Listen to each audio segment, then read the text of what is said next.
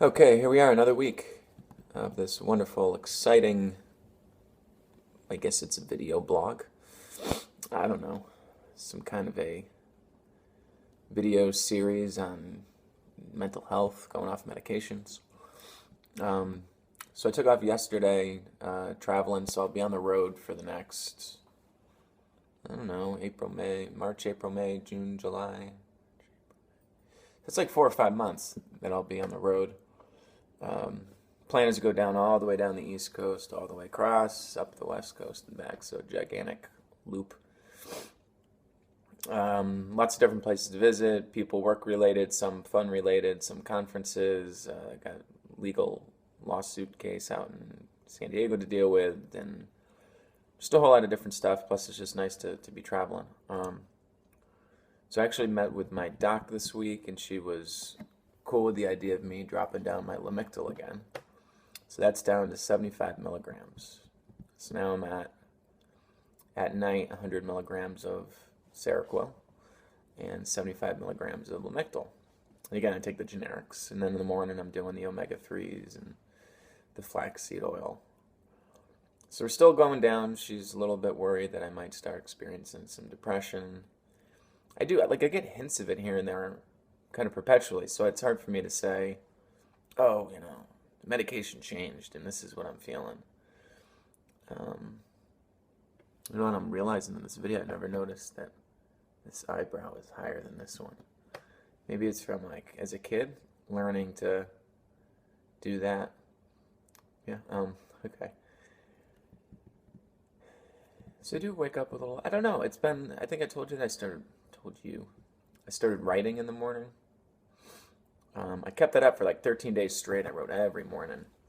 Now it's been a little bit harder to keep up with that because I've been kind of hectic and moving around a bit, but I do hope to kind of get in a little bit of a steady groove once I kind of fall in a rhythm with moving around here.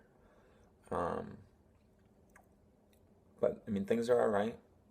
The biggest challenge for me when I'm moving around is trying to keep up with work and balance work. And business has been steady. And the other is to find cheap places to stay. So like I use Airbnb. Could use hostels to stay with friends. I mean, I could sleep in the car if I wanted. It's pretty well set up for micro camping. It'd be nice to go to some campgrounds too, just to do it. The car, my computer, I think I mentioned last week, runs on the car now, so I could do that. It's kind of sketchy because I don't know, you can get some cop knocking on the window, kicking you out. It's kind of a fucked up thing that you can't just be somewhere. That we're in a society where you can't just sleep somewhere. You have to have somewhere to be. I don't know. So there's mental health stuff goes. I actually went to an event last night on teen wellness. Just at a library in town. I'm visiting a couple of these alternative education schools, if you want to call them that. And while someone mentioned this event at the library about teen wellness, it was interesting to go. It was like a panel that was like 4 psychologists who spent probably fucking 10, 15 minutes each telling what they do in their story, kind of like a sales pitch. And then they took questions from the audience, and it was interesting to see, I feel like I need to tap in a little bit more to what it's like to be a parent if I want to help these kids, because if these kids want to find ways to get out of school, they're going to have to persuade the parent to some extent. And I don't have kids, so I don't so much relate to being a parent. It was interesting to see and be around.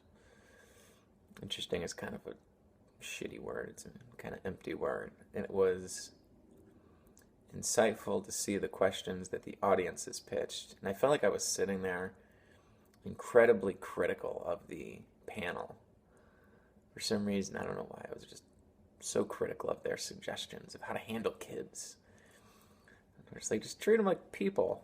They're treating them like this project. And again, I don't have kids, so I can't I feel like my opinion is not as valid because of that. The parents in the audience, I remember one was asking, my kid's really introverted, but seems to be okay with it. Is that a problem? And then one was like, now that my kid's at school all the time, I have no idea what's going on in their life. What do I do? and was talking about how my kid's on the cell phone and doing things with social media she shouldn't be doing, and I monitor everything, and I track everything, and I stalk her and do everything. What am I supposed to do? I'm like, man, they got no freedom. No freedom to cause trouble, just freedom to exist without being monitored. I mean, I remember being in like fifth grade, I think, when we got like AOL Instant Messenger and people started going on that. Not on their phones, but that was like their private, secure chatting for kids that the adults didn't know what the fuck was going on. I don't know. I don't know what to think of it all, but I didn't have much else to talk about on this video.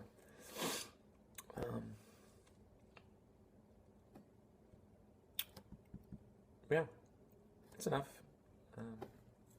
By the way, I kind of got over the thing last week. I was so pissed when I made that video about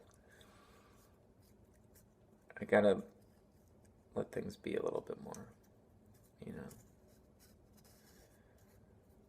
not let things bother me so much, because it seems like it's more almost indicative of me and what I'm identifying with as my personality, that I react so strongly to something. It's okay to be upset, but I kind of notice what is it that's causing me to get so upset about criticisms. But, all right, that's enough.